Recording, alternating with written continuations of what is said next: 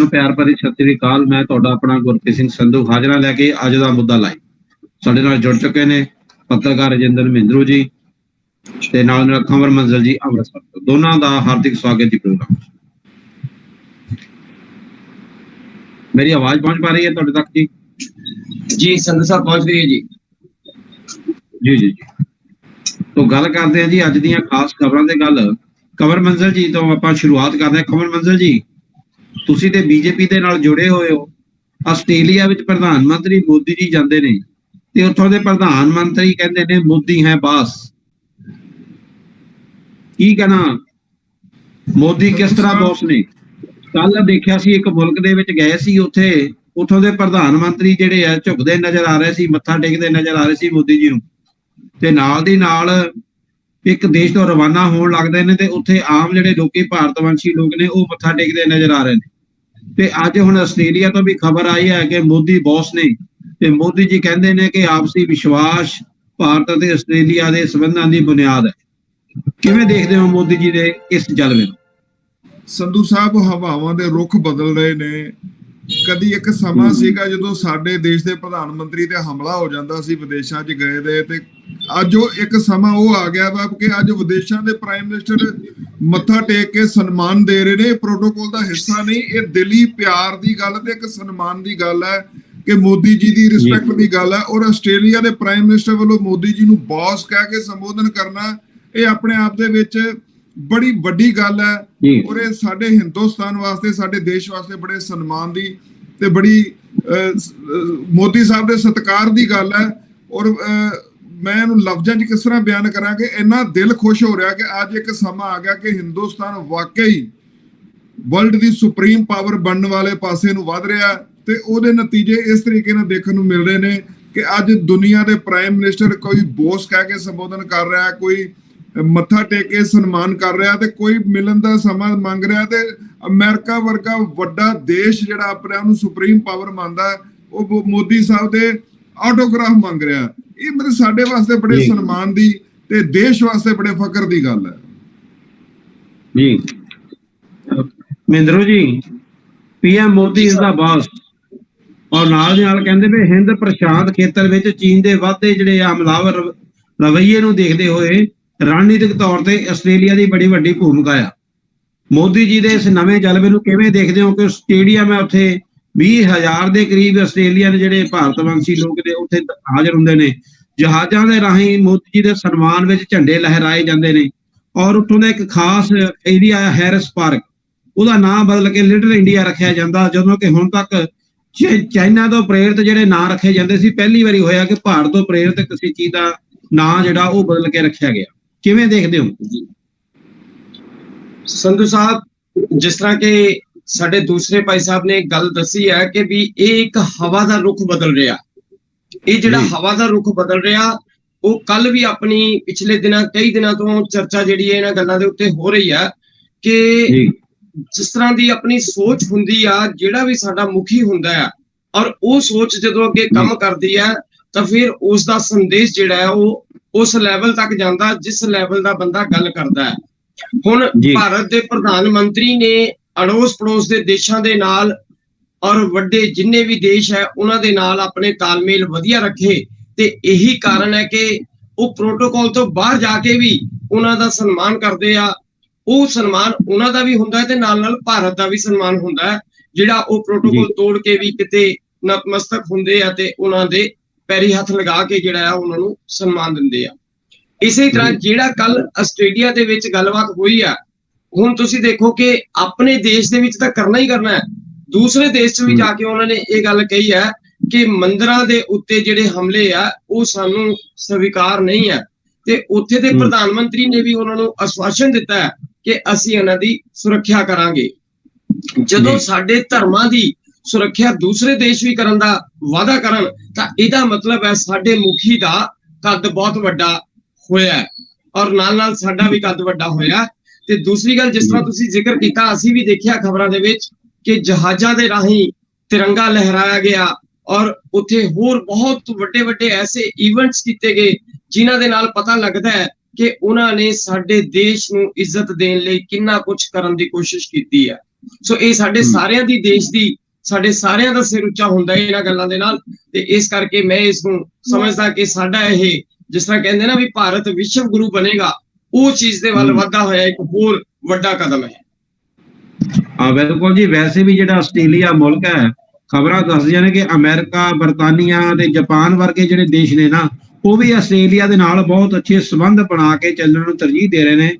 ਆਉਣ ਵਾਲਾ ਜਿਹੜਾ ਵਰਲਡ ਆਰਡਰ ਆ, ਜਿਹੜੇ ਚਾਈਨਾ ਜਿਹੜਾ ਭਾਰੂ ਪੈਂਦਾ ਜਾ ਰਿਹਾ, ਉਹਨੂੰ ਰੋਕਣ ਵਾਸਤੇ ਇਹ ਰਣਨੀਤਿਕ ਤੌਰ ਤੇ ਬੜੀ ਅਹਿਮ ਹੈ। ਕੂਟਨੀਤੀ ਇਹ ਕਹਿੰਦੀ ਹੈ ਕਿ ਆਸਟ੍ਰੇਲੀਆ ਦੇ ਨਾਲ ਜਿਹੜੇ ਮੁਲਕਾਂ ਦੇ ਸੰਬੰਧ ਵਧੀਆ ਹੋਣਗੇ, ਉਹ ਮੁਲਕ ਜਿਹੜੇ ਆ ਚਾਈਨਾ ਨੂੰ ਹਰ ਤਰੀਕੇ ਨਾਲ ਜਿਹੜਾ ਟੱਕਰ ਦੇਣ ਦੇ ਸਮਰੱਥ ਹੋ ਜਾਣਗੇ। ਉਸ ਮੋਰਚੇ ਉੱਤੇ ਵੀ ਮੋਦੀ ਜੀ ਦਾ ਜਿਹੜਾ ਆਸਟ੍ਰੇਲੀਆ ਵਿੱਚ ਇਸ ਤਰ੍ਹਾਂ ਦਾ ਸਵਾਗਤ ਹੈ, ਜਾਂ ਇਸ ਤਰ੍ਹਾਂ ਦੀ ਜਿਹੜਾ ਉਹਨਾਂ ਨੂੰ ਮਾਨ ਸਨਮਾਨ ਹੈ, ਜਾਂ ਇਸ ਤਰ੍ਹਾਂ ਦੇ ਜਿਹੜੇ ਸੰਬੰਧ ਬਣਦੇ ਨਜ਼ਰ ਆ ਰਹੇ ਨੇ, ਉਹ ਕਿਤੇ ਨਾ ਕਿਤੇ ਭਾਰਤ ਦੀ ਸੁਰੱਖਿਆ ਦੀ ਗਰੰਟੀ ਵੀ ਦਿੰਦੇ ਨਜ਼ਰ ਆ ਰਹੇ ਨੇ। ਤੇ ਦੂਜੇ ਪਾਸੇ ਭਾਰਤ ਦੀ ਸੁਰੱਖਿਆ ਦੀ ਗੱਲ ਕਰੀਏ, ਬਰਤਾਨੀਆ ਦੇ ਵਿੱਚ ਹੀ, ਲੰਡਨ ਦੇ ਵਿੱਚ ਪਿਛਲੇ ਦਿਨੀ ਭਾਰਤੀ ਹਾਈ ਕਮਿਸ਼ਨ ਦੇ ਬਾਹਰ ਜਿਹੜੇ ਆ ਰਾਸ਼ਟਰੀ ਝੰਡੇ ਨੂੰ ਨੁਕਸਾਨ ਪਹੁੰਚਾਉਣ ਦੀ ਕੋਸ਼ਿਸ਼ ਕੀਤੀ ਗਈ, ਉਤਾਰ ਕੇ ਖਾਲਿਸਤਾਨੀ ਝੰਡੇ ਲਹਿਰਾਏ ਗਏ, ਉਗਰ ਪ੍ਰਦਰਸ਼ਨ ਕੀਤੇ ਗਏ ਸੀ। ਦਿੱਲੀ ਦੇ ਵਿੱਚ ਪਰਚਾ ਦਰਜ ਹੋ ਗਿਆ ਤੇ ਪਰਚਾ ਦਰਜ ਹੋਣ ਤੋਂ ਬਾਅਦ NIA ਦੇ ਹਵਾਲੇ ਜਾਂਚ ਕੀਤੀ ਜਾ ਚੁੱਕੀ ਹੈ ਤੇ ਟੀਮ ਪਹੁੰਚ ਚੁੱਕੀ ਹੈ ਲੰਡਨ ਦੇ ਵਿੱਚ। ਕਿਵੇਂ ਦੇਖਦੇ ਇਸ ਕਾਰਵਾਈ ਨੂੰ ਕਮਰ ਮੰਜ਼ਲ ਜੀ? ਸੰਧੂ ਸਾਹਿਬ, 5 ਮੈਂਬਰੀ ਟੀਮ ਜਿਹੜੀ ਆ ਉਹ ਲੰਡਨ ਪਹੁੰਚ ਚੁੱਕੀ ਆ। ਉਹ ਬੰਦਿਆਂ ਦੀ ਪਹਿਚਾਣ ਕੀਤੀ ਜਾ ਚੁੱਕੀ ਆ। ਹੁਣ ਬ੍ਰਿਟੇਨ ਗਵਰਨਮੈਂਟ ਦੇ ਨਾਲ ਉਹਨਾਂ ਦੇ ਨਾਵਾਂ ਦਾ ਆਦਾਨ ਪ੍ਰਦਾਨ ਕਰਕੇ ਤੇ ਉਹਦੇ ਤੇ ਕਾਰਵਾਈ ਕਰਨ ਵਾਲੇ ਪਾਸੇ ਨੂੰ ਦੇਸ਼ ਅੱਗੇ ਵਧੇਗਾ। ਦੇਖੋ, ਸਾਡੇ ਦੇਸ਼ ਦਾ ਸਨਮਾਨ ਆ ਸਾਡਾ ਝੰਡਾ, ਤੇ ਜੇ ਉਹਦਾ ਕਿਤੇ ਅਨਾਦਰ ਹੁੰਦਾ ਆ ਤੇ ਉਹ ਸਾਡੇ ਦੇਸ਼ ਦਾ ਅਨਾਦਰ ਮੰਨਿਆ ਜਾਣਾ ਚਾਹੀਦਾ। ਤੇ ਜਿਨ੍ਹਾਂ ਨੇ ਵੀ ਇਹ ਹਰਕਤ ਕੀਤੀ ਹੈ ਉਹਨਾਂ ਨੂੰ ਸਖਤ ਤੋਂ ਸਖਤ ਸਜ਼ਾਵਾਂ ਮਿਲਣ, ਇਹੋ ਜਿਹੀਆਂ ਸਜ਼ਾਵਾਂ ਮਿਲਣ ਕਿ ਦੁਬਾਰਾ ਕੋਈ ਇਹੋ ਜਿਹੀ ਹਰਕਤ ਕਰਨ ਲੱਗਿਆ 20,000 ਵਾਰ ਸੋਚੇ। ਤੇ ਇਹ ਜਿਹੜਾ ਦੇਸ਼ ਮਤਲਬ ਜਿਸ ਤਰ੍ਹਾਂ ਹਿੰਦੁਸਤਾਨ ਨੇ ਬੜੀ ਤੇਜ਼ੀ ਨਾਲ ਇਸ ਵੱਲ ਕਦਮ ਵਧਾਏ ਆ। ਸਾਡੀ NIA ਦੀ ਟੀਮ ਲੰਡਨ ਵੀ ਪਹੁੰਚ ਗਈ ਆ, ਬੰਦਿਆਂ ਦੀ ਪਹਿਚਾਣ ਵੀ ਹੋ ਗਈ ਆ। ਹੁਣ ਬ੍ਰਿਟੇਨ ਗਵਰਨਮੈਂਟ ਦਾ ਰਵੱਈਆ ਮੈਨੂੰ ਸਕਾਰਾਤਮਕ ਲੱਗਦਾ ਕਿ ਇਹਦੇ ਨਤੀਜੇ ਅੱਛੇ ਨਿਕਲਣਗੇ। ਜਿਹੜੇ ਗੁਨਾਹਗਾਰ ਨੇ ਉਹਨਾਂ ਨੂੰ ਜਲਦ ਤੋਂ ਜਲਦ ਸਲਾਖਾਂ ਦੇ ਪਿੱਛੇ ਦਿੱਤਾ ਜਾਏਗਾ। ਜੀ ਮਹਿੰਦਰੋ ਜੀ, ਇਹਦੇ ਵਿੱਚ ਹੁਣ ਤੱਕ ਜਿਹੜੀ ਜਾਂਚ ਜਿਹੜੀ ਸ਼ੁਰੂ ਹੋ ਚੁੱਕੀ ਹੈ, ਜਿਹੜੇ ਹਾਈ ਕਮਿਸ਼ਨ ਦੇ ਅਧਿਕਾਰੀ ਕਰਮਚਾਰੀ ਨੇ ਉਹਨਾਂ ਦੇ ਬਿਆਨ ਦਰਜ ਜਿਹੜੇ ਆ NIA ਦੀ ਟੀਮ ਜਾ ਕੇ ਕਰ ਚੁੱਕੀ ਆ। ਕੀ ਲੱਗਦਾ ਕਿੰਨਾ ਕੁ ਪ੍ਰਭਾਵਸ਼ਾਲੀ ਰਹੇਗੀ ਕਾਰਵਾਈ? ਦੇਖੋ, ਗੱਲ ਸੰਧੂ ਸਾਹਿਬ ਫਿਰ ਮੁੜ ਕੇ ਉੱਥੇ ਹੀ ਆ ਜਾਂਦੀ ਹੈ ਕਿ ਜਦੋਂ ਤੁਹਾਡੀ ਸੋਚ ਇੱਕ ਐਸੀ ਸੋਚ ਹੋਏਗੀ ਕਿ ਅਸੀਂ ਆਪਣੇ ਦੇਸ਼ ਦੇ ਹਰ ਮੁੱਦੇ ਨੂੰ ਨਿਆਂ ਦੇਣਾ ਹੈ, ਤੇ ਫਿਰ ਦੂਸਰੇ ਦੇਸ਼ਾਂ ਦੇ ਨਾਲ ਵੀ ਤੁਸੀਂ ਉਸ ਤਰੀਕੇ ਦਾ ਤਾਲਮੇਲ ਕਰੋਗੇ, ਉਸ ਤਰੀਕੇ ਦੀ ਗੱਲਬਾਤ ਕਰੋਗੇ, ਤੇ ਜਿੱਦਾਂ ਦਾ ਤੁਸੀਂ ਉਹਨਾਂ ਨੂੰ ਰਿਸਪੌਂਸ ਅੱਛਾ ਦਿਓਗੇ ਉਦਾਂ ਦਾ ਉਹ ਵੀ ਤੁਹਾਨੂੰ ਰਿਸਪੌਂਸ ਅੱਛਾ ਦੇਣਗੇ। ਇਹ ਪੱਕੀ ਗੱਲ ਹੈ। ਸੋ ਇਸ ਕਰਕੇ ਜੋ ਜਿਸ ਤਰ੍ਹਾਂ ਭਾਈ ਸਾਹਿਬ ਨੇ ਦੱਸਿਆ ਕਿ ਵੀ ਉੱਥੇ ਟੀਮ ਜਾ ਚੁੱਕੀ ਹੈ ਤੇ ਉਮੀਦ ਹੈ ਕਿ ਉੱਥੇ ਦੀ ਸਰਕਾਰ ਦੇ ਨਾਲ ਗੱਲਬਾਤ ਹੋਣ ਤੋਂ ਬਾਅਦ ਉੱਥੇ ਜਾਇਆ ਗਿਆ ਹੈ, ਔਰ ਜਾਣ ਤੋਂ ਬਾਅਦ ਤਾਂ ਹੀ ਉੱਥੇ ਇਹ ਸਾਰੀ ਟੀਮ ਗਈ ਹੈ। ਤੇ ਮੈਨੂੰ ਲੱਗਦਾ ਕਿ ਇਹਦੇ ਪੋਜ਼ਿਟਿਵ ਰਿਜ਼ਲਟ ਸਾਹਮਣੇ ਆਣਗੇ ਤੇ ਬਹੁਤ ਜਲਦੀ ਇਹ ਇੱਕ ਐਸਾ ਮੈਸੇਜ ਪੂਰੀ ਦੁਨੀਆ ਦੇ ਵਿੱਚ ਜਾਏਗਾ ਕਿ ਤਿਰੰਗੇ ਦਾ ਅਪਮਾਨ ਕਰਨਾ ਇੱਕ ਗੁਨਾਹ, ਬਹੁਤ ਵੱਡਾ ਗੁਨਾਹ ਹੈ। ਦੇਸ਼ ਦੇ ਖਿਲਾਫ ਸਾਜ਼ਿਸ਼ਾਂ ਜਿਹੜੀਆਂ ਰਚਣੀਆਂ ਵੱਖਵਾਦ ਦੀ ਲਹਿਰ, ਉਹਨੂੰ ਵੀ ਬੜੀ ਵੱਡੀ ਜਿਹੜੀ ਹੈ ਢਾਹ ਉਹ ਲੱਗ ਸਕਦੀ ਹੈ, ਕਿਉਂਕਿ ਲੰਡਨ ਨੂੰ ਵੀ ਇੱਕ ਮੁੱਖ ਕੇਂਦਰ ਬਣਾ ਲਿਆ ਗਿਆ ਅਮਰੀਕਾ ਔਰ ਕੈਨੇਡਾ ਤੋਂ ਬਾਅਦ। ਕਿਉਂਕਿ ਕਈ ਲੋਕ ਇਹ ਸੋਚਦੇ ਆ ਕਿ ਅਸੀਂ ਵਿਦੇਸ਼ ਦੇ ਵਿੱਚ ਬੈਠ ਕੇ ਕੋਈ ਵੀ ਸਟੇਟਮੈਂਟ ਅਗਰ ਹਿੰਦੁਸਤਾਨ ਦੇ ਖਿਲਾਫ ਦੇ ਦਾਂਗੇ ਜਾਂ ਕੋਈ ਵੀ ਕੰਮ ਹਿੰਦੁਸਤਾਨ ਦੇ ਖਿਲਾਫ ਕਰਾਂਗੇ ਤਾਂ ਸਾਨੂੰ ਇੱਥੇ ਆ ਕੇ ਉਹ ਕੁਝ ਕਰ ਨਹੀਂ ਸਕਦੇ। ਇਸ ਕਰਕੇ ਵੀ ਉਹਨਾਂ ਦੇ ਹੌਸਲੇ ਵੱਧਦੇ ਆ ਤੇ ਇਹ ਇੱਕ ਜ਼ਰੂਰੀ ਕਦਮ ਸੀਗਾ ਜਿਹੜਾ ਕਿ ਹਿੰਦੁਸਤਾਨ ਦੀ ਸਰਕਾਰ ਨੇ ਚੁੱਕਿਆ ਹੈ ਤੇ ਬ੍ਰਿਟੇਨ ਦੀ ਸਰਕਾਰ ਨੇ ਵੀ ਉਸ ਦਾ ਸਮਰਥਨ ਕਰ ਰਹੇ ਆ, ਸਹਿਯੋਗ ਕਰ ਰਹੇ ਆ, ਤੇ ਇਹ ਇੱਕ ਬਹੁਤ ਵੱਡੀ ਗੱਲ ਹੈ। ਗਲੋਬਲ ਮੇਕਓਵਰਸ ਵੱਲੋਂ ਕਮਰ ਮੰਜ਼ਲ ਜੀ, ਬਰਗਾੜੀ ਬੇਅਦਬੀ ਕਾਂਡ ਬਹੁਤ ਮਸ਼ਹੂਰ ਹੈ, ਔਰ ਇਹਦੇ ਵਿੱਚ ਜਿਹੜੇ ਮੁੱਖ ਸਾਜ਼ਿਸ਼ ਕਰਤਾ ਤੇ ਹੋਰ 3 ਸਾਥੀ ਜਿਹੜੇ ਆ ਉਹ ਹੁਣ ਤੱਕ ਫਰਾਰ ਸੀ। ਡੇਰਾ ਸੱਚਾ ਸੌਦਾ ਜਿਹੜਾ ਸਿੱਧੇ ਤੌਰ ਤੇ ਘਿਰਦਾ ਨਜ਼ਰ ਆ ਰਿਹਾ ਸੀ। ਵਿਅਕਤੀ ਹੈਗਾ ਡੇਰਾ ਸੱਚਾ ਸੌਦਾ ਦੀ ਰਾਸ਼ਟਰੀ ਕਮੇਟੀ ਬਣਾਈ ਹੋਈ ਹੈ ਜੀ, ਉਹਦਾ ਮੈਂਬਰ ਹੈ ਸੰਦੀਪ ਬਰੇਟਾ। ਕੱਲ ਉਹ ਬੰਗਲੌਰ 에ਅਰਪੋਰਟ ਤੋਂ ਕਾਬੂ ਕਰ ਲਿਆ ਗਿਆ। ਕਿਵੇਂ ਦੇਖਦੇ ਹੋ ਇਸ ਪ੍ਰਾਪਤੀ? ਸੰਧੂ ਸਾਹਿਬ, ਇਹ ਪੰਜਾਬ ਪੁਲਿਸ ਦੀ ਇੱਕ ਵਧੀਆ ਪ੍ਰਾਪਤੀ ਆ। ਉਹ ਦੇਰ ਨਾਲ ਹੋਇਆ ਪਰ ਇਹ ਜਲਦ ਹੋਣਾ ਚਾਹੀਦਾ ਸੀ, ਬੜੀ ਦੇਰ ਨਾਲ ਹੋਇਆ। ਇਹੋ ਜਿਹੇ ਲੋਕ ਜਿਹੜੇ ਇਹੋ ਜਿਹੀਆਂ ਘਿਨੌਣੀਆਂ ਹਰਕਤਾਂ ਨੂੰ ਅੰਜਾਮ ਦੇਣ ਵਾਲੇ ਲੋਕ ਨੇ, ਉਹਨਾਂ ਦੇ ਸਖਤ ਤੋਂ ਸਖਤ ਕਾਰਵਾਈ ਦੀ ਜ਼ਰੂਰਤ ਹੈ। ਦੇਖੋ, ਅੱਜ ਸਿੱਖ ਸੰਗਤਾਂ ਇਸੇ ਲਈ ਹੀ ਪਰੇਸ਼ਾਨ ਹਨ। ਅਗਰ ਸਾਡੇ ਗੁਰੂਆਂ ਦੀ ਬੇਦਬੀ ਦਾ ਇਨਸਾਫ ਹੀ ਨਹੀਂ ਸਾਨੂੰ ਮਿਲਣਾ ਤੇ ਫਿਰ ਅਸੀਂ ਹੋਰ ਕੀ ਉਮੀਦ ਕਰ ਸਕਦੇ ਹਾਂ। ਇੱਕ ਸਕਾਰਾਤਮਕ ਮੈਸੇਜ ਹੈ, ਇਹੋ ਜਿਹੇ ਲੋਕਾਂ ਨੂੰ ਜਲਦ ਤੋਂ ਜਲਦ ਫੜ ਕੇ, ਔਰ ਇਹ ਸਾਜ਼ਿਸ਼ ਜਿਹੜੀ ਹੈ ਓਪਨ ਹੋਣੀ ਚਾਹੀਦੀ ਹੈ। ਇਹਦੇ ਤੱਥ ਕੀ ਨੇ, ਇਹਦੇ ਪਿੱਛੇ ਸਟੋਰੀ ਕੀ ਹੈ, ਅਸਲੀਅਤ ਜਿਹੜੀ ਹੈ ਉਹ ਸੰਗਤ ਦੇ ਸਾਹਮਣੇ ਆਉਣੀ ਚਾਹੀਦੀ ਹੈ।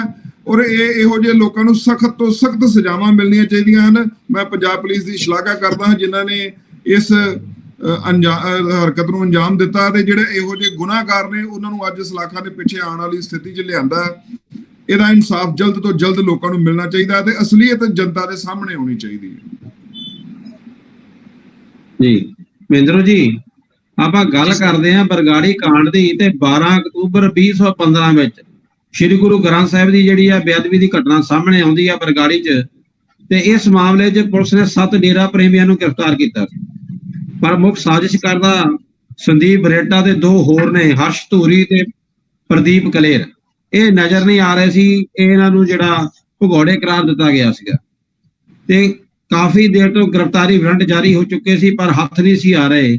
ਤੇ ਇਸ ਤਰੀਕੇ ਦੇ ਪ੍ਰਬੰਧ ਨਜ਼ਰ ਆਏ ਨੇ ਕਿ ਬੰਗਲੌਰ ਦੀ 에ਅਰਪੋਰਟ ਤੋਂ ਵਿਦੇਸ਼ ਭੱਜਣ ਦੀ ਕੋਸ਼ਿਸ਼ ਕਰ ਰਿਹਾ ਸੀ ਸੰਦੀਪ ਬਰੇਟਾ, ਇਹ ਹੱਥ ਆ ਗਿਆ। ਔਰ ਇਹਦੇ ਵਿੱਚ ਜਿਹੜੇ ਆ ਡੇਰਾ ਪ੍ਰੇਮੀ ਤੇ ਨਾਲ ਡੇਰਾ ਮੁਖੀ ਜਿਹੜਾ ਉਹਨੂੰ ਵੀ ਨਾਮਜ਼ਦ ਕੀਤਾ ਗਿਆ। ਕੀ ਲੱਗਦਾ ਇਸ ਗ੍ਰਿਫਤਾਰੀ ਤੋਂ ਬਾਅਦ ਕੋਈ ਜਾਂਚ ਵਿੱਚ ਨਵੇਂ ਖੁਲਾਸਿਆਂ ਦੀ ਕਿੰਨੀ ਕੁ ਗੁੰਜਾਇਸ਼ ਲੱਗਦੀ ਹੈ? ਸੰਧੂ ਸਾਹਿਬ, ਮੇਰਾ ਕਹਿਣਾ ਤਾਂ ਇਹ ਹੈ ਕਿ ਪੁਲਿਸ ਨੂੰ ਇਹ ਸਭ ਕੁਝ ਪਹਿਲਾਂ ਤੋਂ ਹੀ ਨਜ਼ਰ ਆਂਦਾ ਹੁੰਦਾ ਹੈ।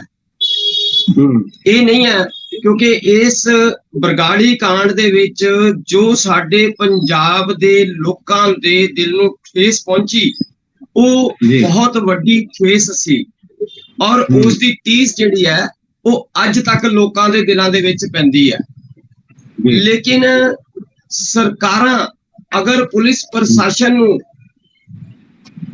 ਇਜਾਜ਼ਤ ਦੇਣ ਤਾਂ ਮਸਲੇ ਬਹੁਤ ਜਲਦੀ ਹੱਲ ਕੀਤੇ ਜਾ ਸਕਦੇ ਆ। ਇਹ ਐਸਾ ਵੱਡੇ ਵਿਦਵਾਨਾਂ ਦਾ ਮੰਨਣਾ ਹੈ ਤੇ ਮੇਰਾ ਵੀ ਇਹ ਮੰਨਣਾ ਹੈ ਕਿ ਪੁਲਿਸ ਪ੍ਰਸ਼ਾਸਨ ਨੂੰ ਅਗਰ ਪਾਵਰ ਦਿੱਤੀ ਜਾਵੇ ਕਿ ਮਸਲਾ ਹੱਲ ਕਰਨਾ ਹੈ ਔਰ ਅਨਨੈਸੈਸਰੀ ਉਹਦੇ ਵਿੱਚ ਪੋਲੀਟੀਕਲ ਇੰਟਰਫੇਰੈਂਸ ਨਾ ਹੋਵੇ ਤਾਂ 99% ਕ੍ਰਾਈਮ ਪੁਲਿਸ ਜਿਹੜੀ ਆ ਉਹ ਆਪਣੇ ਲੈਵਲ ਦੇ ਉੱਤੇ ਖਤਮ ਕਰ ਸਕਦੀ ਆ। ਇਹ ਗੱਲ ਪੱਕੀ ਹੈ। ਹੁਣ ਗੱਲ ਆ ਗਈ ਕਿ ਸਾਜ਼ਿਸ਼ਕਰਤਾ ਨਾਮ ਦਿੱਤਾ ਗਿਆ ਬਰੇਟਾ ਨੂੰ। ਮੈਂ ਤਾਂ ਇਹ ਕਹਿਣਾ ਚਾਹੁੰਦਾ ਕਿ ਉਹ ਮੈਨੂੰ ਇੱਕ ਮੋਹਰਾ ਹੋ ਸਕਦਾ ਹੈ, ਲੇਕਿਨ ਅਗਰ ਇਸ ਦੀ ਨਿਸ਼ਪਕਸ਼ ਜਾਂਚ ਕੀਤੀ ਜਾਊਗੀ, ਜਿਸ ਤਰ੍ਹਾਂ ਤੁਸੀਂ ਦੇਖਿਆ ਪਹਿਲਾਂ ਵੀ ਇਸ ਮਾਮਲੇ ਦੇ ਵਿੱਚ ਸਿੱਟ ਬਣੀ, ਉਸ ਦੇ ਮੁਖੀ ਕੁੰਵਰ ਵਿਜੇ ਪ੍ਰਤਾਪ ਸੀ। ਉਸ ਤੋਂ ਬਾਅਦ ਉਸ ਸਿੱਟ ਨੂੰ ਕਿੰਨੀ ਦੇਰ ਤੱਕ ਵਾਚਿਆ ਨਹੀਂ ਗਿਆ, ਫਿਰ ਉਸ ਤੋਂ ਬਾਅਦ ਹੁਣ ਨਵੀਂ ਸਿੱਟ ਬਣੀ ਤੇ ਉਸ ਦੇ ਵਿੱਚ ਵੀ ਇਹ ਚੀਜ਼ਾਂ ਹਾਲੇ ਪੈਂਡਿੰਗ ਪਈਆਂ ਨੇ। ਤੋ ਸਾਜ਼ਿਸ਼ਕਰਤਾ ਦਾ ਅਗਰ ਬਲੈਕ ਐਂਡ ਵਾਈਟ ਕੀਤਾ ਜਾਏਗਾ ਤਾਂ ਸ਼ਾਇਦ ਸਾਜ਼ਿਸ਼ਕਰਤਾ ਕੁਝ ਹੋਰ ਹੀ ਨਿਕਲੇਗਾ, ਕੋਈ ਹੋਰ ਹੀ ਨਿਕਲੇਗਾ। ਤੇ ਮੈਂ ਚਾਹੁੰਦਾ ਕਿ ਇਹ ਚੀਜ਼ ਸਾਹਮਣੇ ਆਣੀ ਚਾਹੀਦੀ ਆ। ਲੋਕਾਂ ਦੇ ਦਿਲਾਂ ਦੇ ਵਿੱਚ ਜੋ ਇਸ ਦੀ ਠੇਸ ਪਹੁੰਚੀ ਹੈ ਉਸ ਨੂੰ ਮਰਮ ਲੱਗਣੀ ਚਾਹੀਦੀ ਹੈ ਔਰ ਦੋਸ਼ੀਆਂ ਨੂੰ ਵੱਡੀ ਤੋਂ ਵੱਡੀ ਤੇ ਜਲਦ ਤੋਂ ਜਲਦ ਸਜ਼ਾ ਮਿਲਣੀ ਚਾਹੀਦੀ ਹੈ, ਕਿਉਂਕਿ 2015 ਦੇ ਵਿੱਚ ਇਹ ਕਾਂਡ ਹੋਇਆ ਸੀ ਤੇ ਅੱਜ 2022-23 ਜਿਹੜਾ ਹੈ ਉਹ ਅੱਧਾ ਬੀਤ ਗਿਆ ਤੇ ਇਸ ਕਰਕੇ ਇਹ ਬਹੁਤ ਵੱਡਾ ਸਮਾਂ, ਇੰਨਾ ਸਮਾਂ ਜਾਂਚ ਨੂੰ ਨਹੀਂ ਲੱਗਣਾ ਚਾਹੀਦਾ। ਉਹ ਵੀ ਉਦੋਂ ਜਦੋਂ ਏਦਾਂ ਦੇ ਸਾਡੇ ਗੁਰੂ ਮਹਾਰਾਜ ਨਾਲ ਜੁੜੇ ਹੋਏ ਮੁੱਦੇ ਹੋਣ ਤੇ ਇਹ ਜਲਦੀ ਤੋਂ ਜਲਦੀ ਸਾਫ਼ ਹੋਣੇ ਚਾਹੀਦੇ ਆ ਤੇ ਦੋਸ਼ੀਆਂ ਨੂੰ ਵੱਡੀ ਤੋਂ ਵੱਡੀ ਸਜ਼ਾ ਮਿਲਣੀ ਚਾਹੀਦੀ। ਬਿਲਕੁਲ ਜੀ, ਹਾਲੇ ਜਾਂਚ ਦੀ ਗੁੰਜਾਇਸ਼ ਵਿੱਚ ਬਾਕੀ ਜਾਪਦੀ ਹੈ। ਹਾਲਾਂਕਿ ਸੰਦੀਪ ਬਰੇਟਾ ਜਿਹੜਾ ਉਹਦੀ ਰਾਸ਼ਟਰੀ ਕਮੇਟੀ ਦਾ ਸੀ ਔਰ ਸਾਰੀ ਗੱਲ ਡੇਰਾ ਸੱਚਾ ਸੌਦਾ ਵੱਲ ਨੂੰ ਜਾਂਦੀ ਨਜ਼ਰ ਆ ਰਹੀ ਸੀ, ਪਰ ਨਾਲ ਦੀ ਨਾਲ ਹੋਰ ਜਿਹੜੀਆਂ ਘਟਨਾਵਾਂ ਵਾਪਰਦੀਆਂ ਨੇ, ਹੋਰ ਬਹੁਤ ਸਾਰੇ ਕਾਰਨ ਬੇਅਦਬੀ ਦੇ ਪਿੱਛੇ ਨਜ਼ਰ ਆ ਰਹੇ ਨੇ। ਕੁਝ ਮਾਨਸਿਕ ਪਰੇਸ਼ਾਨੀ ਦੀਆਂ ਗੱਲਾਂ ਆਉਂਦੀਆਂ ਨੇ, ਕੁਝ ਕਈ ਵਾਰੀ ਚਰਚ ਵਾਲੇ ਪਾਸੇ ਨੂੰ ਵੀ ਗੱਲ ਜਿਹੜੀ ਤੋਰ ਲਈ ਜਾਂਦੀ ਹੈ ਕਿ ਉੱਥੇ ਵੀ ਹਿੰਦੂ ਜਿਹੜੇ ਮਹਾਪੁਰਸ਼ ਨੇ, ਦੇਵੀ ਦੇਵਤੇ ਨੇ ਜਾਂ ਇੱਥੋਂ ਦੇ ਗੁਰੂ ਸਾਹਿਬਾਨ ਨੇ, ਉਹਨਾਂ ਦੇ ਖਿਲਾਫ ਜਿਹੜਾ ਉਹ ਲੋਕਾਂ ਦੇ ਮਨਾਂ ਵਿੱਚ ਜ਼ਹਿਰ ਜਿਹੜਾ ਉਹ ਭਰਿਆ ਜਾਂਦਾ ਰਹਿੰਦਾ ਆਹਿਸਤਾ ਆਹਿਸਤਾ, ਤੇ ਇਸ ਕਰਕੇ ਉਹ ਵੀ ਇੱਕ ਕਾਰਨ ਹੋ ਸਕਦਾ। ਸੋ ਜਾਂਚ ਜਿਹੜੀ ਹੈ ਬਹੁਤ ਪੱਖੀ ਹੋਣੀ ਚਾਹੀਦੀ ਹੈ। ਸਿੱਧਾ ਕਿਸੇ ਨੂੰ ਇਲਜ਼ਾਮ ਦੇਣ ਦੇ ਨਾਲ ਜਿਹੜੀ ਗੱਲ ਨਹੀਂ ਬਣਦੀ, ਜਾਂਚ ਹੀ ਦੱਸੇਗੀ ਕਿ ਕਿਹਦਾ ਕਿੰਨਾ ਕਸੂਰ ਹੈ ਜਾਂ ਐਵੇਂ ਇਲਜ਼ਾਮ ਤਰਾਸ਼ੀ ਹੁੰਦੀ ਹੈ। ਤੋ ਗੱਲ ਅਗਲੀ ਗੱਲ ਆਪਾਂ ਕਮਲ ਮੰਜ਼ਲ ਸਾਹਿਬ, ਭਗਵੰਤ ਮਾਨ ਜੀ ਔਰ ਸ਼੍ਰੋਮਣੀ ਗੁਰਦੁਆਰਾ ਪ੍ਰਬੰਧਕ ਕਮੇਟੀ ਆਪਸ ਵਿੱਚ ਬਿਆਨੋ ਬਿਆਨੀ ਹੋ ਰਹੇ ਨੇ ਪਿਛਲੇ ਦਿਨਾਂ। ਭਗਵੰਤ ਮਾਨ ਜੀ ਨੇ ਸਵਾਲ ਕੀਤਾ ਸੀਗਾ ਕਿ ਸਿਰਫ ਇੱਕ ਹੀ ਚੈਨਲ ਜਿਹੜਾ ਉਹ ਗੁਰਬਾਣੀ ਦਾ ਪ੍ਰਸਾਰਣ ਕਿਉਂ ਕਰ ਰਿਹਾ।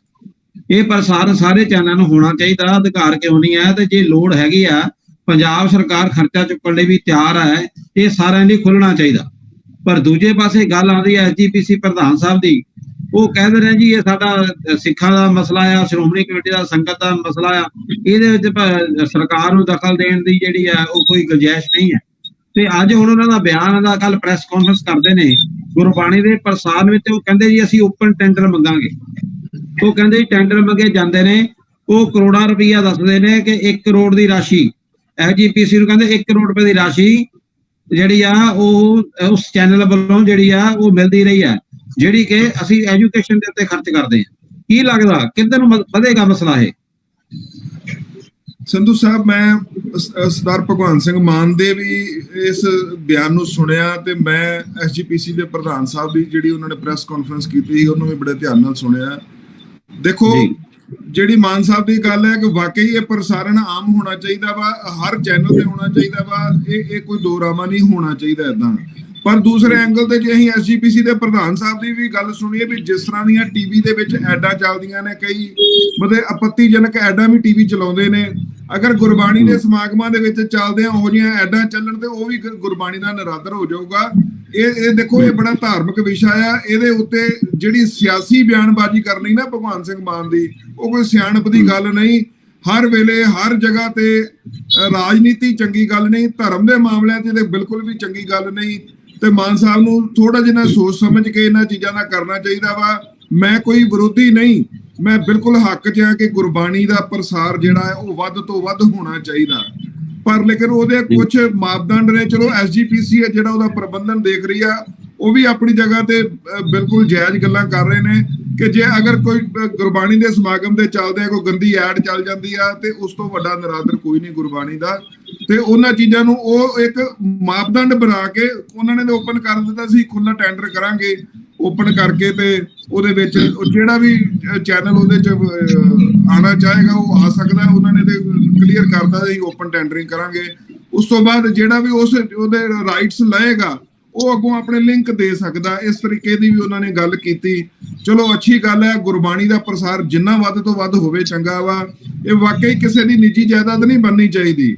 ਅਗਰ ਕੋਈ ਨਿੱਜੀ ਪਰਿਵਾਰ ਉਹਦੇ ਤੇ ਆਪਣਾ ਹੱਕ ਬਣਾ ਕੇ ਐਸਜੀਪੀਸੀ ਤੇ ਆਪਣਾ ਇਨਫਲੂਐਂਸ ਲੈ ਕੇ ਉਹਨੂੰ ਆਪਣੇ ਹੀ ਤਰੀਕੇ ਨਾਲ ਚਲਾਉਣਾ ਚਾਹੁੰਦਾ, ਉਹ ਵੀ ਗਲਤ ਗੱਲ ਹੈ। ਪਰ ਜਿਹੜੇ ਉਹਨਾਂ ਦੇ ਸ਼ੰਕੇ ਨੇ ਉਹ ਵੀ ਦੂਰ ਹੋਣੇ ਬੜੇ ਜ਼ਰੂਰੀ ਨੇ। ਇਹ ਮਤਲਬ ਪਚੀਦਾ ਜਿਹਾ ਮਾਮਲਾ ਹੈ। ਕਮਰ ਮੰਜ਼ਲ ਜੀ, ਤੁਸੀਂ ਗੱਲ ਕਹੀ ਕਿ ਸਿਆਸਤ ਨਹੀਂ ਹੋਣੀ ਚਾਹੀਦੀ, ਪਰ ਐਸਜੀਪੀਸੀ ਦੇ ਪ੍ਰਧਾਨ ਸਾਹਿਬ ਦਾ ਕਹਿਣਾ ਕਿ ਸਾਡੀ ਸਿਆਸਤ ਤੇ ਸਾਡਾ ਧਰਮ ਜਿਹੜੇ ਸਾਡਾ ਪੰਥ ਨੇ ਇਹ ਇਕੱਠੇ ਨੇ। ਕਿਉਂਕਿ ਪਿਛਲੇ ਦਿਨੀ ਉਹ ਸ਼੍ਰੋਮਣੀ ਅਕਾਲੀ ਦਲ ਦੀ ਸਪੋਰਟ ਕਰਦੇ ਨਜ਼ਰ ਆ ਰਹੇ ਸੀ, ਉੱਥੇ ਬੀਜੇਪੀ ਵੀ ਜਿਹੜੀ ਹੈ ਮੈਦਾਨ ਵਿੱਚ ਸੀ, ਉਹਨਾਂ ਨੂੰ ਵੀ ਇਤਰਾਜ਼ ਹੋ ਰਿਹਾ ਸੀਗਾ।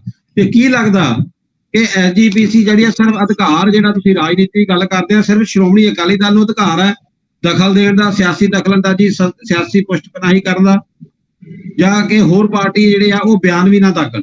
ਇਹ ਸਿਰਫ ਮਾਨ ਸਾਹਿਬ ਦਾ ਵਿਰੋਧ ਹੈ ਜਾਂ ਸੱਚਮੁੱਚ ਇਸ ਗੱਲ ਨਾਲ ਸਹਿਮਤ ਹੋ ਕਿ ਸਾਰਾ ਜਿਹੜੀ ਜ਼ਿੰਮੇਵਾਰੀ ਹੈ ਸਿਰਫ ਤੇ ਸਿਰਫ ਸ਼੍ਰੋਮਣੀ ਅਕਾਲੀ ਦਲ ਨੂੰ ਸੌਂਪ ਦੇਣੀ ਚਾਹੀਦੀ ਹੈ? ਨਹੀਂ, ਮੈਂ ਬੇਨਤੀ ਕਰਾਂ ਤੁਹਾਨੂੰ, ਦੇਖੋ ਜਿਹੜਾ ਧਾਰਮਿਕ ਅਦਾਰੇ ਦਾ ਮੁਖੀ ਉਹਨੂੰ ਰਾਜਨੀਤੀ ਤੋਂ ਬਚਣਾ ਚਾਹੀਦਾ ਵਾ। ਐਸਜੀਪੀਸੀ ਦੇ ਪ੍ਰਧਾਨ ਸਾਹਿਬ ਨੂੰ ਥੋੜੀ ਜਿਹੀ ਸਮਝਦਾਰੀ ਦਾ ਸਬੂਤ ਇੱਥੇ ਦੇਣਾ ਚਾਹੀਦਾ ਕਿ ਉਹਨਾਂ ਨੂੰ ਰਾਜਨੀਤਿਕ ਗਤੀਵਿਧੀਆਂ ਤੋਂ ਥੋੜਾ ਦੂਰ ਰਹਿ ਕੇ ਸਿਰਫ ਧਰਮ ਦੀ ਗੱਲ ਕਰਨਾ। ਔਰ ਕਮਰ ਮੰਜ਼ਲ ਜੀ, ਜਿਸ ਵਕਤ ਜਿਹੜੇ ਐਸਜੀਪੀਸੀ ਮੈਂਬਰ ਆ ਬਣਨਾ, ਉਹ ਐਮਐਲਏ ਦੀ ਟਿਕਟ ਦੀ ਦਾਅਵੇਦਾਰੀ ਦਾ ਨੈਕਸਟ ਪੌਡਾ ਹੋਵੇ, ਉਸ ਤੋਂ ਪਹਿਲਾ ਪੌਡਾ, ਤੇ ਤੁਸੀਂ ਇਹ ਕਿਵੇਂ ਉਮੀਦ ਕਰ ਸਕਦੇ ਹੋ ਕਿ ਸਿਰਫ ਪ੍ਰਧਾਨ ਹੀ ਜਿਹੜਾ ਉਹ ਸਿਆਸੀ ਬਿਆਨਬਾਜ਼ੀ ਨਾ ਦੇਵੇ?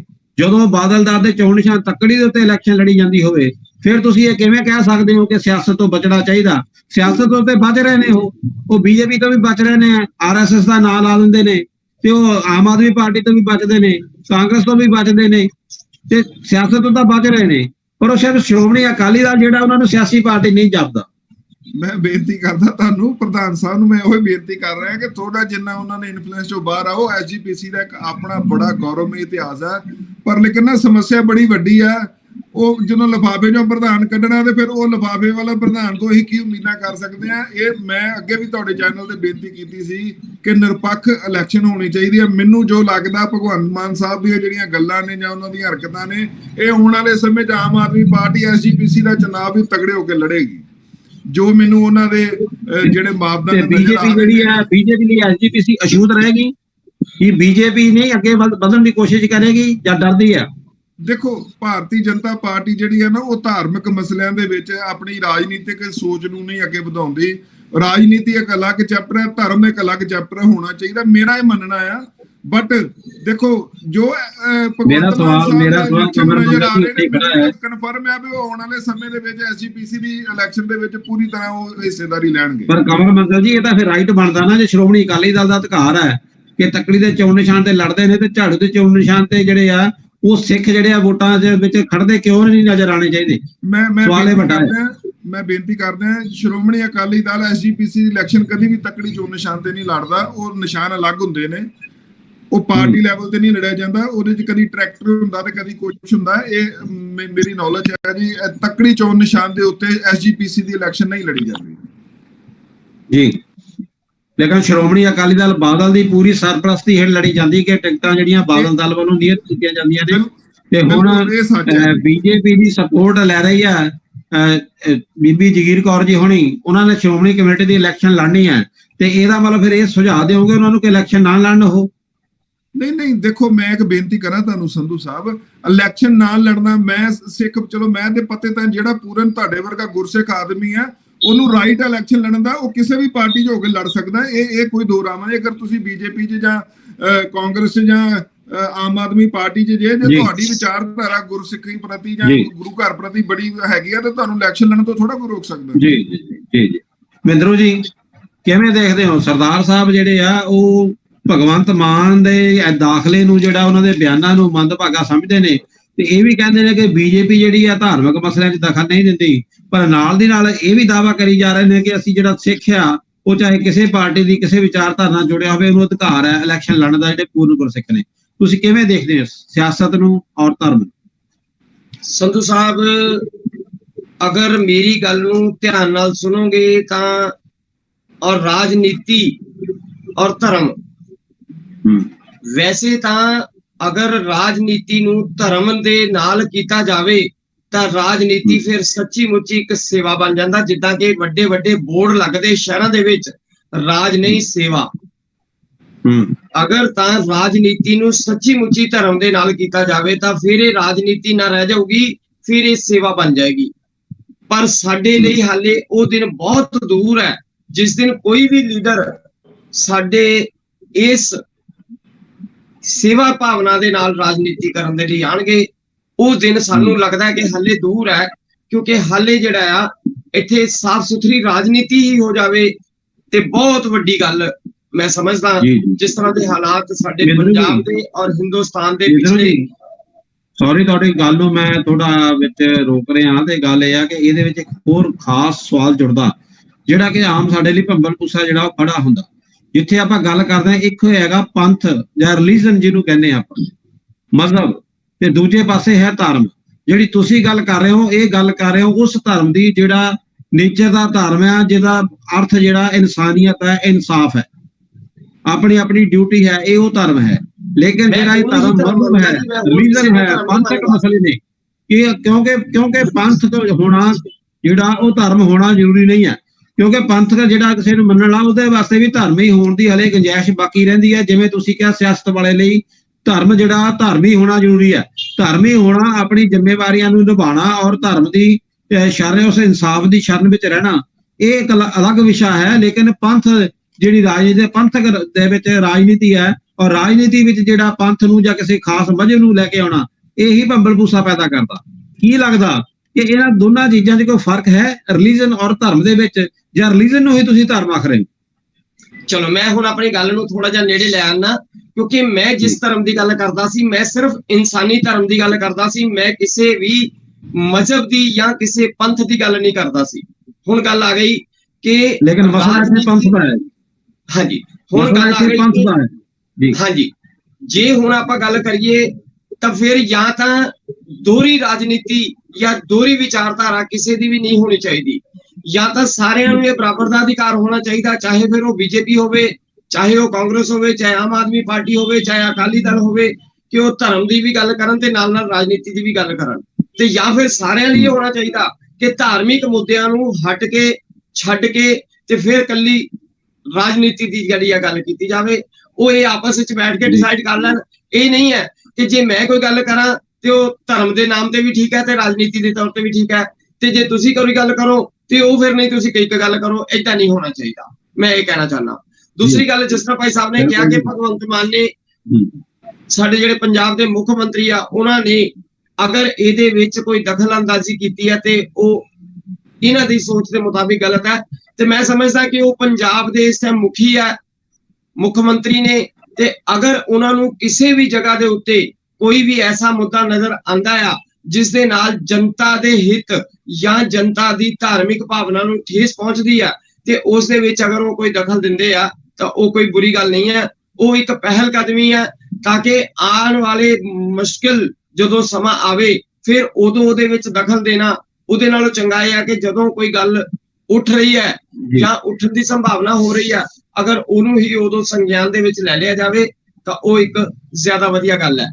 ਦੂਸਰੀ ਗੱਲ, ਜਿਸ ਤਰ੍ਹਾਂ ਧਾਮੀ ਸਾਹਿਬ ਨੇ ਪ੍ਰੈਸ ਕਾਨਫਰੰਸ ਕਰਕੇ ਇਹ ਗੱਲ ਕਹੀ ਕਿ ਵੀ ਅਸੀਂ ਓਪਨ ਟੈਂਡਰ ਕਰਾਂਗੇ ਔਰ ਲਗਭਗ 2 ਕਰੋੜ ਰੁਪਏ ਦੇ ਹਿਸਾਬ ਨਾਲ ਸਾਲ ਦਾ ਪੈਸਾ ਜਿਹੜਾ ਆ SGPC ਨੂੰ ਚੈਨਲ ਵੱਲੋਂ ਦਿੱਤਾ ਜਾਂਦਾ, ਜਿਹੜਾ ਕਿ ਸਿੱਖਿਆ ਦੇ ਉੱਤੇ ਇਸਤੇਮਾਲ ਕਰਨ ਦੇ ਲਈ ਉਹ ਲਿਆ ਜਾਂਦਾ ਹੈ। ਤੇ ਬਹੁਤ ਵਧੀਆ ਗੱਲ ਹੈ। ਮੈਂ ਇਹ ਚਾਹੂੰਗਾ ਕਿ ਉਹ ਜਿਹੜਾ ਪੈਸਾ ਆ ਰਿਹਾ ਉਹ ਵੀ ਤੇ SGPC ਦੇ ਕੋਲ ਜਿੱਥੋਂ ਵੀ ਹੋਰ ਪੈਸੇ ਦਾ ਇੰਤਜ਼ਾਮ ਹੁੰਦਾ ਆ, ਉਸ ਨੂੰ ਅਗਰ ਸਿੱਖਿਆ ਨੂੰ ਪ੍ਰਭਾਵੀ ਰੂਪ ਦੇ ਨਾਲ ਲਾਗੂ ਕਰਨ ਦੇ ਲਈ ਲਗਾਇਆ ਜਾਵੇ ਤਾਂ ਇਸ ਦੇ ਵਿੱਚ ਪੰਜਾਬ ਦਾ ਬਹੁਤ ਵਧੀਆ ਸਾਫ਼ ਸੁਥਰੇ ਤਰੀਕੇ ਦੇ ਨਾਲ ਉਹ ਪੈਸਾ ਲੱਗੇ ਤੇ ਬਹੁਤ ਫਾਇਦਾ ਹੋਏਗਾ। ਦੂਸਰੀ ਚੀਜ਼, ਇੱਕ ਗੱਲ ਹੋਰ ਹੈ ਜੀ ਕਿ ਅਗਰ ਧਾਮੀ ਸਾਹਿਬ ਨੇ ਜਿਸ ਤਰ੍ਹਾਂ ਗੱਲ ਕੀਤੀ ਕਿ ਬਈ ਸਾਡਾ ਇਹ ਗੁਰਬਾਣੀ ਦਾ ਪ੍ਰਸਾਰ ਜਿਹੜਾ ਹੈ, ਇਸ ਦੇ ਲਈ ਸਾਨੂੰ ਉਹ ਚੈਨਲ ਚਾਹੀਦਾ ਹੈ ਜਿਹੜਾ ਗੁਰੂ ਮਰਿਆਦਾ ਨੂੰ ਧਿਆਨ 'ਚ ਰੱਖਦਾ ਹੋਏ, ਸਾਡੇ ਜਿਹੜੇ ਰੂਲਸ ਐਂਡ ਰੈਗੂਲੇਸ਼ਨਸ ਹੈ ਉਹਨਾਂ ਨੂੰ ਧਿਆਨ 'ਚ ਰੱਖਦਾ ਹੋਏ ਅਗਰ ਕੋਈ ਪੂਰੇ ਕਰਦਾ ਹੈ ਤਾਂ ਇਹ ਗੱਲ ਬਹੁਤ ਵਧੀਆ ਗੱਲ ਹੈ। ਕਿਉਂਕਿ ਜਿਸ ਤਰ੍ਹਾਂ ਦਾ ਪ੍ਰਚਾਰ ਪ੍ਰਸਾਰ ਹੈ ਉਹਨਾਂ ਦੇ ਨਾਲ ਲੱਗਦੇ ਬਾਕੀ ਵੀ ਜਿਹੜਾ ਮਟੀਰੀਅਲ ਹੈ ਉਸ ਨੂੰ ਵੀ ਧਿਆਨ 'ਚ ਰੱਖਣਾ ਜ਼ਰੂਰੀ ਹੈ, ਤੇ ਮੈਂ ਇਸ ਗੱਲ ਨਾਲ ਵੀ ਸਹਿਮਤ ਹਾਂ। ਕੰਵਰ ਮੰਜ਼ਲ ਜੀ, ਤੁਸੀਂ ਗੱਲ ਕੀਤੀ ਸੀ ਇਸ਼ਤਿਹਾਰਾਂ ਦੀ ਕਿ ਵਿੱਚ ਇਸ਼ਤਿਹਾਰ ਹੋਰ ਤਰੀਕੇ ਦੇ ਆ ਜਾਂਦੇ ਨੇ, ਤੇ ਇਹ ਤਾਂ ਫਿਰ ਨਿਯਮ ਜਦੋਂ ਬਣੇਗਾ ਕਿਸੇ ਸਾਰੇ ਚੈਨਲ ਦੀ ਖੋਲਿਆ ਹੋਗਾ, ਇਹ ਵੀ ਗੱਲ ਆਏਗੀ ਕਿ ਇਸ ਪ੍ਰੋਗਰਾਮ ਦੇ ਦੌਰਾਨ, ਇਸ ਲਾਈਵ ਦੇ ਦੌਰਾਨ ਜਿਹੜੀ ਹੈ ਉਹ ਐਡ ਕਿਸ ਤਰੀਕੇ ਦੀ ਜਿਹੜੀ ਹੈ ਤੁਸੀਂ ਉਹ ਦੇ ਸਕਦੇ ਹੋ ਚੈਨਲ ਦੇ ਉੱਤੇ। ਤੇ ਗੱਲ ਇਹ YouTube ਤੇ ਵੀ ਚੱਲਦੇ ਨੇ ਪ੍ਰੋਗਰਾਮ, ਉੱਥੇ YouTube ਆਪਣੇ ਹਿਸਾਬ ਨਾਲ ਇਸ਼ਤਿਹਾਰ ਸਾਰੇ ਦਿੰਦਾ, ਪਰ ਉੱਥੇ ਕੋਈ ਇਤਰਾਜ਼ ਨਹੀਂ ਹੁੰਦਾ। ਗੁਰਬਾਣੀ ਕੀਰਤਨ ਲੱਗਾ ਹੁੰਦਾ ਤੇ ਵਿੱਚ ਸ਼ਰਾਬ ਦੇ ਸਿੱਟਾਂ ਦੇ ਜਿਹੜੇ ਵਿਗਿਆਪਨ ਤੁਸੀਂ ਆਮ ਤੌਰ ਤੇ YouTube ਦੇ ਉੱਤੇ ਵੀ ਦੇਖਦੇ ਹੋ। ਇਹਦੇ ਉੱਤੇ ਤਾਂ ਜਿਹੜੀ ਹੈ ਲਗਾਮ ਜਿਹੜੀ ਆ ਉਹ ਕੰਪਨੀਆਂ ਹੀ ਲਗਾ ਸਕਦੀਆਂ ਨੇ, ਤੇ ਪਰ ਆਪਾਂ ਸਾਰਿਆਂ ਲਈ ਗੁਰਬਾਣੀ ਖੁੱਲ ਜਾਏ, ਕੋਈ ਵੀ ਚੈਨਲ ਨੂੰ ਪ੍ਰਸਾਰਿਤ ਕਰ ਸਕੇ ਕਾਪੀਰਾਈਟ ਫ੍ਰੀ, ਕੋਈ ਵੀ YouTube ਚੈਨਲ ਹੋਵੇ, ਕੋਈ ਵੀ TV ਚੈਨਲ ਹੋਵੇ, ਉਹਨੂੰ ਕਿਸੇ ਵੀ ਪਲੇਟਫਾਰਮ ਤੇ ਪ੍ਰਸਾਰਿਤ ਕਰ ਸਕੇ। ਤੁਹਾਨੂੰ ਇਹਦੇ ਵਿੱਚ ਕੋਈ ਇਤਰਾਜ਼ ਨਜ਼ਰ ਆ ਰਿਹਾ? ਨਹੀਂ, ਬਿਲਕੁਲ ਨਹੀਂ ਜੀ, ਇਹ ਹੋਣਾ ਚਾਹੀਦਾ ਜੀ। ਮੈਂ ਤੇ ਆਪ ਇਸ ਗੱਲ ਦਾ ਹਾਮੀ ਆ ਕਿ ਗੁਰਬਾਣੀ ਦਾ ਪ੍ਰਸਾਰ ਜਿੰਨਾ ਵੱਧ ਹੋਵੇ ਉਨਾ ਹੀ ਘੱਟ ਆ ਜੀ।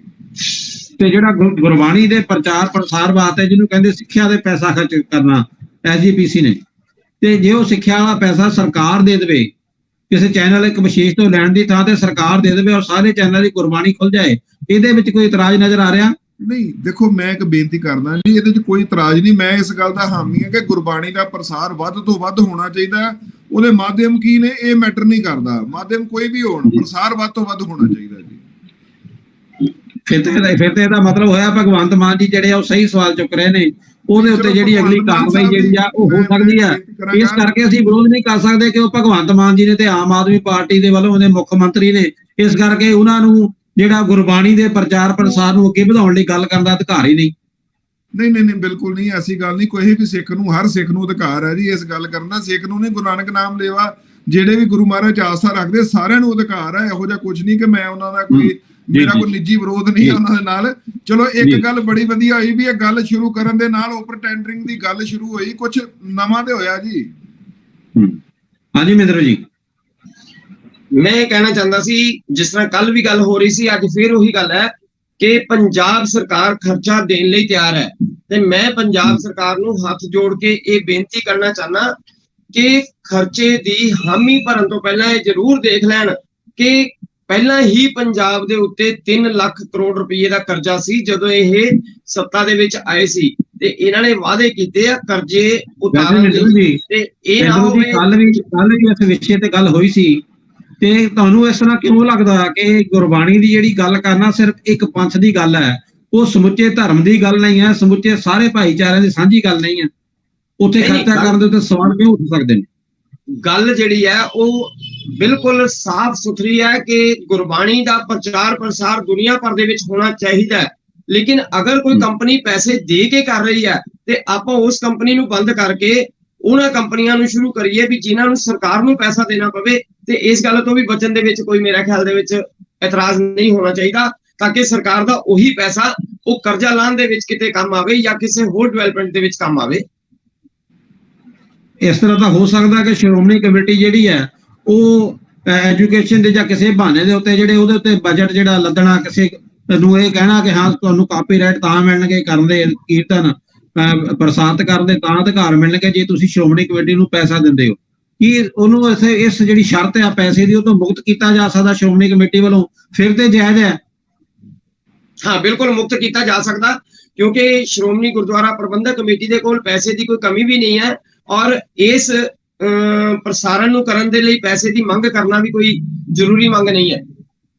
ਹਾਂ, ਕਮਲ ਮੰਜ਼ਲ ਜੀ, ਕੀ ਲੱਗਦਾ ਜੇ ਸ਼੍ਰੋਮਣੀ ਕਮੇਟੀ ਕਿੰਨਾ ਕੁ ਅੱਜ ਤੱਕ ਐਜੂਕੇਸ਼ਨ ਦਾ ਪ੍ਰਚਾਰ ਪ੍ਰਸਾਰ ਕਰ ਚੁੱਕੀ ਹੈ, ਕਿੰਨੇ ਕੁ ਕਾਲਜ ਬਣਾ ਲਏ ਨੇ, ਤੇ ਉਹ ਸਿੱਖਿਆ ਜਿਹੜੀ ਹੈ ਕੀ ਉਹ ਗੁਰਬਾਣੀ ਦੀ ਸਿੱਖਿਆ ਦਿੱਤੀ ਜਾ ਰਹੀ ਹੈ? ਸਵਾਲ ਇਹ ਵੀ ਹੈ ਜਿਹੜੀ ਕਿ ਆਮ ਦੁਨਿਆਵੀ ਸਿੱਖਿਆ ਨੂੰ ਪ੍ਰਮੋਟ ਕਰਨ ਦੇ ਨਾਂ ਤੇ ਅਗਰ ਅਸੀਂ ਜਿਹੜਾ ਅਧਿਆਤਮਕ ਗਿਆਨ ਆ ਉਹਦੇ ਉੱਤੇ ਫੀਸ ਆਇਦ ਕਰ ਦਿੰਦੇ ਆ, ਇਹ ਸ਼੍ਰੋਮਣੀ ਕਮੇਟੀ ਦਾ ਕਿੰਨਾ ਕੁ ਜਾਇਜ਼ ਫੈਸਲਾ ਲੱਗਦਾ?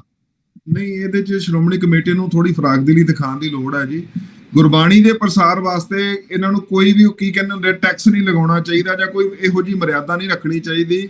ਇਹ ਗੁਰਬਾਣੀ ਦਾ ਪ੍ਰਸਾਰ ਜਿੰਨਾ ਵੱਧ ਹੋ ਸਕੇ ਉਦਾਂ ਵੀ, ਤੇ ਅਸੀਂ ਗੁਰਬਾਣੀ ਦੇ ਪ੍ਰਸਾਰ ਵਾਸਤੇ ਬਹੁਤ ਵੱਡਾ ਬਜਟ ਐਸਜੀਪੀਸੀ ਨੇ ਰੱਖਿਆ ਵਾ, ਉਹ ਪਤਾ ਨਹੀਂ ਕਿੱਥੇ ਪ੍ਰਸਾਰ ਹੁੰਦਾ ਉਹਦਾ ਤੇ ਮੈਨੂੰ ਪਤਾ ਨਹੀਂ, ਪਰ ਲੇਕਿਨ ਅਗਰ ਅਸੀਂ ਪੈਸੇ ਲੈ ਕੇ ਪ੍ਰਸਾਰ ਕਰਦੇ ਆ ਤੇ ਅਗਰ ਇਹਨੂੰ ਅਸੀਂ ਫ੍ਰੀ ਕਰ ਦਿੰਦੇ ਆ ਤੇ ਇਹ ਸਿੱਖ ਸੰਗਤਾਂ ਨੂੰ ਜਾਂ ਸਮੁੱਚੇ ਨਾਨਕ ਨਾਮ ਲੇਵਾ ਗੁਰੂ ਮਹਾਰਾਜ ਆਸਥਾ ਰੱਖਣ ਵਾਲੀ ਸੰਗਤ ਵਾਸਤੇ ਇੱਕ ਤੋਹਫਾ ਹੋਏਗਾ ਐਸਜੀਪੀਸੀ ਦਾ, ਔਰ ਐਸਜੀਪੀਸੀ ਨੂੰ ਇਹਦੇ ਤੇ ਮੁੜ ਵਿਚਾਰ ਕਰਕੇ ਫਰਾਖਦਿਲੀ ਦਿਖਾਉਣ ਦੀ ਜ਼ਰੂਰਤ ਹੈ ਜੀ।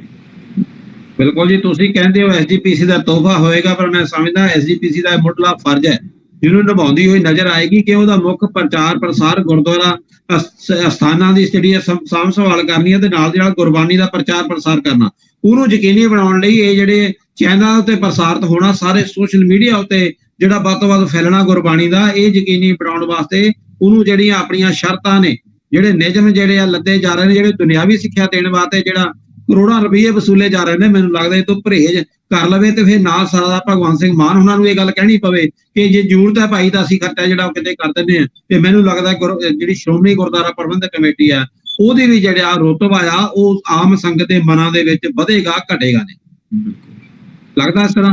ਬਿਲਕੁਲ ਠੀਕ ਹੈ ਜੀ, ਬਿਲਕੁਲ ਜੀ, ਧੰਨਵਾਦ ਜੀ। ਤੇ ਤੁਸੀਂ ਸਾਡੇ ਨਾਲ ਜੁੜ ਕੇ ਤੁਸੀਂ ਆਪਣੇ ਵਿਚਾਰ ਦਿੱਤੇ, ਤੇ ਨਾਲ ਦੀ ਨਾਲ ਸਮੂਹ ਦਰਸ਼ਕਾਂ ਦਾ ਧੰਨਵਾਦ ਜਿਹੜੇ ਸਾਡੇ ਨਾਲ ਲਗਾਤਾਰ ਜੁੜੇ। ਅੱਜ ਦੀ ਗੱਲਬਾਤ ਆਪਾਂ ਇੱਥੇ ਖਤਮ ਕਰਦੇ ਹਾਂ, ਇਜਾਜ਼ਤ ਦਿਓ।